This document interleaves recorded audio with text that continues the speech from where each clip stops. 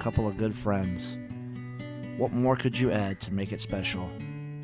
Well, I'll tell you what you can add. You can add shitloads of money, gambling, round robins, teasers. We have it all here on Brunch Betting. That's right. It's XFL Jim, Chase, Lupine Fiasco, Sessoms, and Erik, Uncle Rico, Magoo, giving you the best sports plays you can find. That's right, bitches. It's Brunch Time Betting.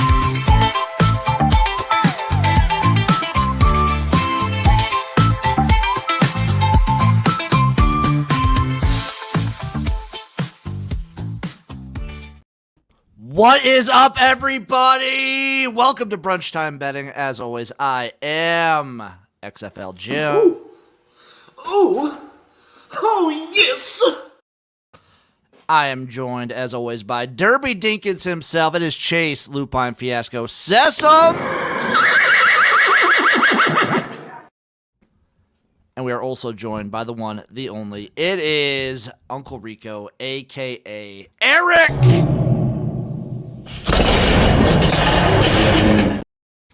What is up, guys? What's up? I love that clip so much. I love that clip. That's a good one. That's a really good one. We got some people in the chat already. Nick is asking what we do with the morning. I mean, we got UFL coming up, but also like this is Kentucky Derby Day. There's plenty of there's everything to do this morning. Make some breakfast. Everything. I had some eggs over medium for breakfast. I had my 2 cups of coffee standard. 3 eggs over medium, sourdough toast, and a little Cholula this morning. Oh, look at that. You're growing up. Oh, dude, I mix up I have like 4 different hot sauces I do for my breakfast eggs. Beautiful. You don't stick exclusively to the hipster ketchup. You mix it up. I do love it. So I had some hipster ketchup chicken last night, though. That sounds delicious. Anything with chicken, any sort of sauce. You put ketchup on your chicken, is that right? No, sriracha. It was like a sriracha, like marinated chicken, kind of. Okay. That's what I call sriracha, is hipster ketchup. Yeah. Okay. All right. We got Herb in the chat. Good morning, Herb. Sports Facts chiming in. Uncle Rico Magoo, you did hear that right. Yeah. Yeah. How's it going, boys? We're feeling good this morning. What's new in the world of sports? There have been some. Sorry. I was gonna say there have been some banger NBA playoff games this week. I mean, that last New York and Philly game. What'd you think, Uncle Rico? That was a hell of a way to end a series, right? So, I hate Buddy Hield, and the reason I hate Buddy Hield is many moons ago I was in this pool, and the way it worked is you bet a team against the spread, and how they did determine how many points you did. So I think they're playing Villanova. I took them like +2. They ended up losing that game by 30. And because of that, I lost the pool. Last game, I had Dante DiVincenzo at 8-1 to have the most 3-pointers in the game. He had 5. Buddy Hield went 6 for 8. So Buddy Hield just screws me over no matter what. I like the Knicks. Knicks are playing well. Jalen Brunson is absolutely insane with what he's being able to do out there. And it's going to be an interesting offseason in Philly. Embiid, they're serious about winning. They need to tell Embiid, hey, we're just playing 50 games, and you're playing 50 games, and that's it. We're not worrying about the MVP and trying to win a championship. And your body can only handle 50 games. Yeah, I feel like Embiid has like a hard line where he just literally falls apart. He's on that warranty right now, and it's just the second he passes it, dead. Yeah, 1/4 mile past that warranty, and he just folds up. And they were one of the better teams like to start the year before like all his injury stuff happened. So I don't know. It's gonna be interesting. Fortunately, I had tickets to Game 7 tonight if the Bucks got it there, but Pat Beverly was more worried about throwing balls at people in the stands and actually doing something on the court. They were insanely hurt. That just made me love Pat Beverly even more. You know, Same. Still love Pat Beverly. I love that he accidentally hit that woman in the head with the ball first. That makes it even better. Like that's. I mean, kidding aside, yeah. Can you really win an NBA title with Pat Beverly being one of your starting guards? No. Probably not. No, I mean I think he's fine rotation, but no, not starter. I mean, so Bucks got some holes. Ham is no longer with the Lakers. Does anyone else find it weird that JJ Redick started up a pod with LeBron and now he's rumored to be the coach of the Lakers? Wait, is he? No. Oh, Really? God. Him and Ty Lue are Ty the two people they're going to be going after, but Lue's talking an extension with the Clippers already. Ty Lue is proof that you don't have to be a pretty boy to win an NBA title. So, like, I don't know about this pretty boy swing with JJ Redick. LeBron's the coach. Just make LeBron. Just officially make him the coach. Make him like the Bill Russell player coach. Yeah, that's all he needs. We also have someone chiming in. Herb saying, "I hate the Mav, but they're hooping right now." Dude, I'll tell you what. How much does it have? Wait, real quick. How much does it have to suck to be the coach of a LeBron James team? Like outside of Erik Spoelstra, like how many have stuck around now? Especially, probably a ton. Like, you're the second voice at best on the team. You're the second voice. Like the amount that you have to pay him hamstrings the team with like what kind of talent they can bring in around him. Like it's got to be that feels like just a no-win situation coaching LeBron James anywhere. So I have a Spoelstra story. So one of my buddies, I can't go into the detail, but he has connections to the Heat. I'll say this is why. When you said you were in a pool earlier with Buddy Hield, like I was like, he was really in a pool with Buddy Hield. But yeah, okay. So this is my story. So when LeBron first got there, stuff wasn't going well. Came into Spoelstra's office. He goes up to the blackboard. He starts saying, "This is what we need to do." Spends 10, 15 minutes drawing out plays and everything we're supposed to do. Spoelstra takes the dry erase marker from him, goes up the board, writes Pat Riley's cell phone down and says, "Any issues, just call this guy," and walks out the room. So is that? Do you think you have to power move LeBron somehow? But that's how Spoelstra is. Like Butler tried to pull some shit on him when he got down, and the story is Spoelstra's at his desk. Butler comes in, starts saying, "Hey, this is what we should do." Spoelstra cuts him off 2 minutes into the talking, opens up his desk drawer, pulls out one of his championship rings and says, "When you get one of these, I will consider what you are saying." He used the word consider. I will consider what you are saying. So I think you kind of have to do an alpha right back to him, but few people have that personality that they actually will. Right. Ty Lue's the guy. He's not alpha. He's not. That'd be so funny. Ty Lue was so stressed he was coughing up blood whenever they won a championship in Cleveland. I mean, if we're really who's someone that LeBron respects that probably won't put up for his shit, but there's zero chance it will happen, is Rondo. Rondo is a great basketball mind, but he's in Kentucky right now finishing up getting his degree. He said he wants to get into coaching once he does graduate from Kentucky, and he won't put up for his shit at all. He will get in his face.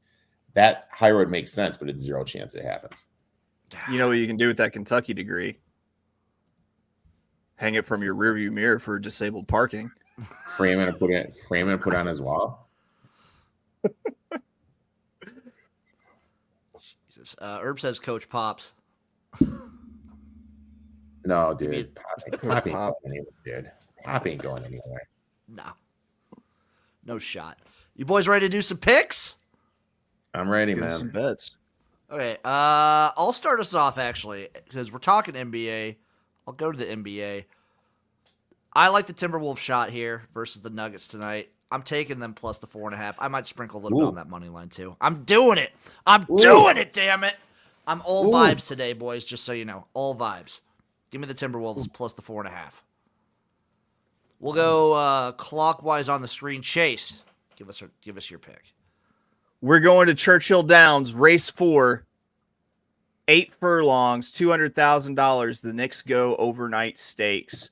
And I am going to straight up win bet the number 1 strong quality at 4-1 on the morning line. This horse is all gas, no brakes. Looks like just the superior horse in this field. So I'm going to bet that horse to win. And then I'm going to play an exacta with strong quality in first And then I'm going to use the 7 Kapuna. And then I'm going to use the 11 Oscar Eclipse because my life changed after I saw the Eclipse underneath the Exacta. You really have been a different man since the Eclipse. Yeah, man, a lot's changed. A lot's changed for me. That's for sure. You could. What we decided that it's pre and post Eclipse now. Yeah, pre and post Eclipse is how you describe my life. Both after both Eclipse. After PE Eclipse and AE. before AE and BE or whatever. Yeah. Erik, what are you rolling with? My first one, I'm going down to Houston. Give me Jose Altuve over 1.5 bases plus 120 versus Gilbert, who's starting for the Mariners in 8 games, 10 of 14, 417 batting average, 18 total bases, averaging 2.2 total bases per game, going over the 6 of the 8 games he's faced against Gilbert. For the season, Altuve's batted great against right-handed pitchers, 3rd most hits in the MLB, 4th most doubles, 8th most homers, 6th best batting average. Also in good form, last 5 games, 409 batting average, going over this total in 3 of the last 5. Also, this is at home. Batting average at home is 391, on the road 305. So I'll take Altuve over the 1.5 bases. You would say that I hate the Lakers. That makes sense. That tracks right there. Yeah. That's on brand. That's on brand. Yeah. My next play, I'm doing a couple different UFL props that I got going on here. I'm taking Darius Victor under 39.5 yards. It's that offensive line against the Stallions is a no-brainer to me. If I could bet him to get under like 18 yards, I might take that. That's how bad the Memphis Showboats are. This offensive line is disgusting. The offensive line is ugly. It's ugly. It's when you're giving up 5+ sacks a game. Rough time. In the same vein, I believe, so it's Case Cookis is the one that's going to be starting. In the same vein, I believe he's going to be looking for a big safety net option. I'm actually going to take Sage Sherrod over 33.5 yards receiving. I think he's going to get the play. I think he's going to get a decent amount of receptions. What he can do afterwards, I'm not 100% sure, but I believe he's going to be the safety net for Cookis. And if Cookis dies, the backup, I think he's going to be a good option. And then my last one in the game tonight, I'm taking Sailors over 54.5 rushing yards. The Roughnecks do one thing and one thing well. They are good at stopping the pass, but they are awful at stopping the run. And what St. Louis has shown, their offense has improved. What they have shown now is that they're good at doing both now. They can run the ball. They can pass the ball. I'm going to go Sailors over 54.5 yards. I like it. Those are my Love it. UFL plays for the day. I didn't like either game, like spread or total, when I looked at it again this morning. So I just wanted props. Listen, Derby Dinkins didn't show up here to give sport ball picks. That's for sure. I'm going back to Churchill Downs. This time I'm going to race 10. Race 10 is the 7 furlong, I believe, $1 million. Yeah, $1 million Churchill Downs stakes on the dirt. Post time for that's 4:31 Eastern, 3:31 God's time. And I'm playing a horse to win, the 11, Hoist the Gold, who is another one that's a whole lot of speed. They got a little bit of, I don't know, maybe like Breeders' Cup Classic fever, and they tried to stretch this horse out to 2 turns a couple of times, and it really didn't work out well. I think they're going to do what this horse does best, which is a 1-turn sprint race. And this horse is going to be able to blow him out on the front end. I'm playing Hoist the Gold to win, and then I'm playing an exacta 11, Hoist the Gold in first, and then in second place, I'm going to be using the 4, Mr. Wireless, and then the 10, Gun Pilot. I love it. Erik, what's pick number 3 for you? I'm going grimy. Give me the Chicago White Sox plus 140 on the first 5. White Sox have been seeing the ball well lately. Their average is top 10 in the MLB, 251 batting average. Historically, White Sox hitters have done well against Lance Lynn. Last 6 years, if you've faded Lynn when he's on the road for the first 5, you have a 15.2% ROI.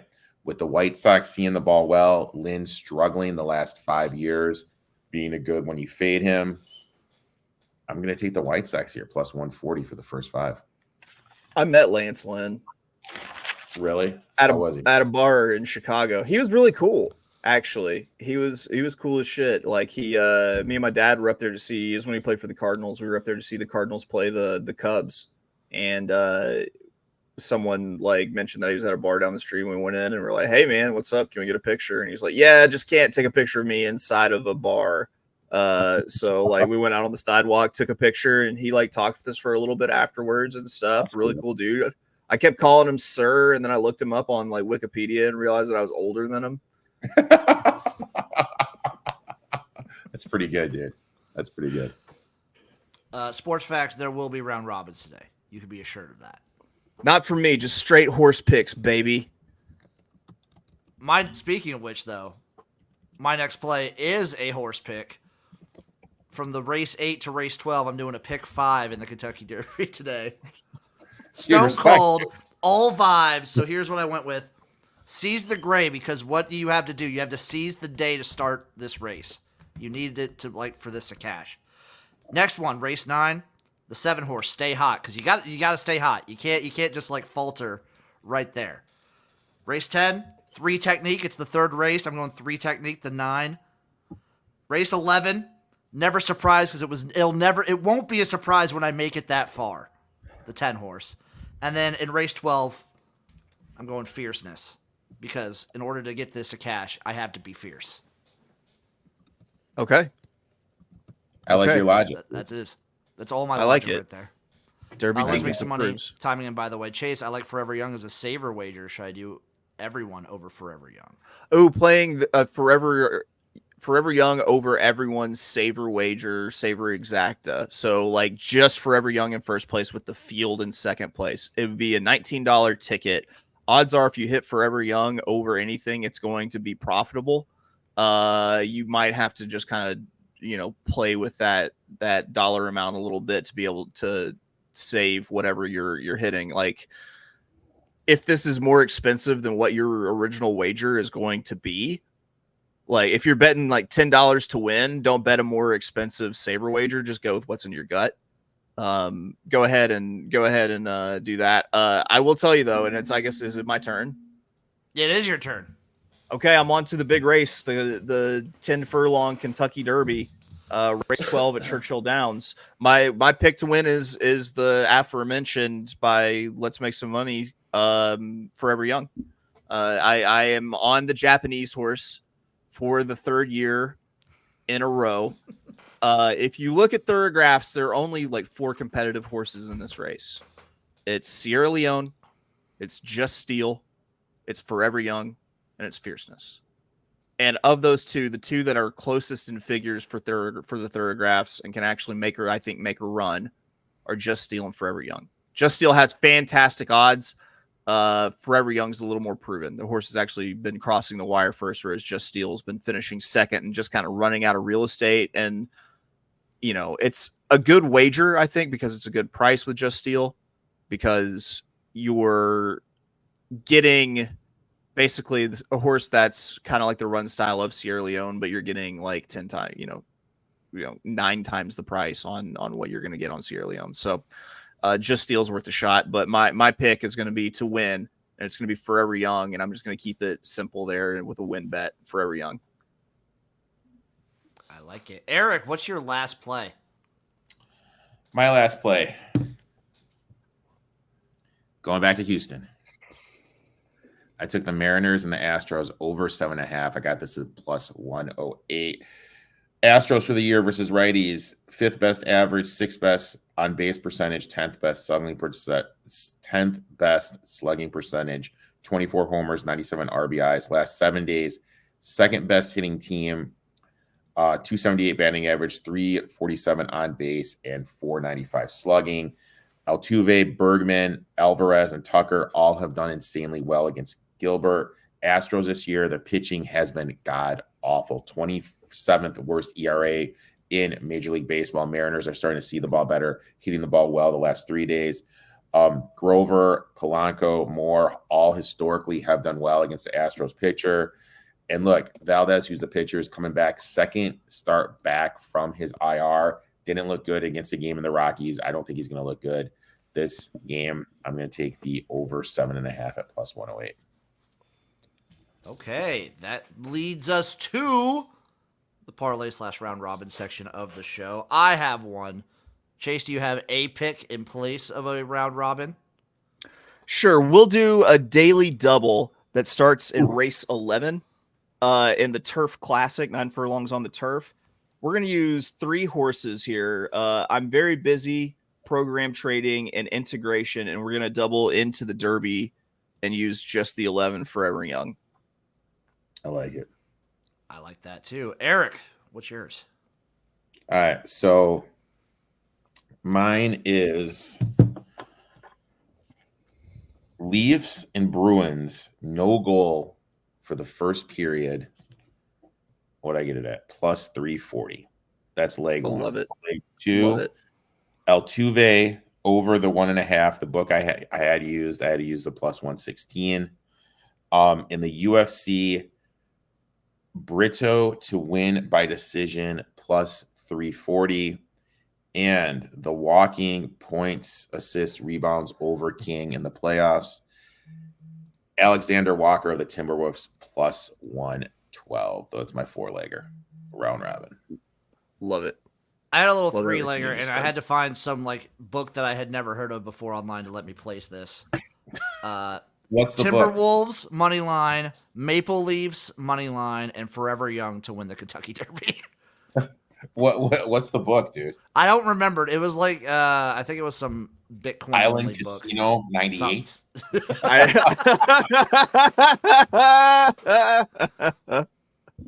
But Timberwolves, Maple Leafs, and Forever Young. I like it. I love it. I love it, Jim. Let's ride together to Kentucky Derby victory. We will ride. I mean, dude, shoot or shoot, dude. I like it, man. Speaking of which, I also have a nice little 3-team teaser for this week, folks. Here's the fun. I'm teasing the T-Wolves up to plus 10. I'm teasing the Birmingham Stallions down to 7-point favorites over the Memphis Showboats. That's going to be the one. That's going to be one that kills you, dude. That's the one. Erik is super high on the Showboats this week. And I'm going to tease the Battlehawks Roughnecks total to over 40.5. Oh, God. It's going to be beautiful. I think the Stallions are going to be the one that cost you. That's my bet. Okay, that's what Erik thinks. Chase, do you have a bet on which one of these legs of the teaser is going to kill me? I'll say the T-Wolves. I am out of the Nuggets to the minus 4.5. That's fair. You think they turn it on now?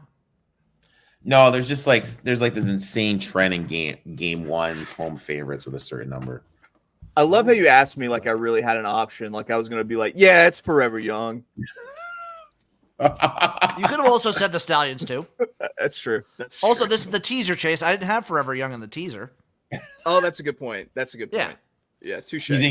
Teasing Forever Young to finish over 7.5. Top half. Oh my God, that was funny. All right, folks, that'll probably do it. Any other takes, boys, before we get out of here? Have just a great Derby day, folks. It's a beautiful day of racing. We should have dressed up. I have a question for you guys. How you guys are celebrating Cinco de Mayo? Oh, you are dressed up, Chase, though. How are you guys celebrating Cinco de Mayo? Erik, I'm going to celebrate the way I celebrate every Sunday. I'm going to watch UFL and get blackout drunk. I don't know what to tell you. That's also on brand. I might switch up the beers I tornado from High Life to Dos Equis, okay? Okay, respect, dude. Respect. I would respect you for that. Respect, man. I respect you for that. That'll be my celebration. Oh, also, I do owe Herb. I have to go get a bottle of liquor today to actually do a couple shots with because he won the couple weeks ago of which teaser leg would lose, which was none of them because I won that teaser. I'm going to still hold that one. So I got to do a couple shots on stream today. So it'll be fun. Yeah, it'll be a blast. What time does that stream start, buddy? It'll start. The game starts at 11 our time, 11 Central, noon Eastern. So I'm going to start up probably 15, 20 minutes before the game time. You should shoot Goldschlager. Yeah. I'm gonna find something. I'm gonna make a store run like right after we're done here, I'm going to run over and get some stuff. So we'll see. We'll see what I end up getting. Boys, you can find these guys all over the place. Chase has a great podcast, Notorious OTB. Erik, the ETOF21 Sports Channel. Me, XFL Jim. We love you guys. We'll see you next time for some more Brunch Time Betting.